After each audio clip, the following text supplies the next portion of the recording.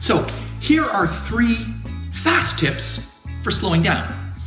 Number 1, do less. We are all constantly trying to do way too many things. So look at your schedule every day and pinpoint one thing that is not really that important and drop it. Create more space, more time for other things so you can do them more slowly at the right speed. Tip number 2, use the off button on your phone.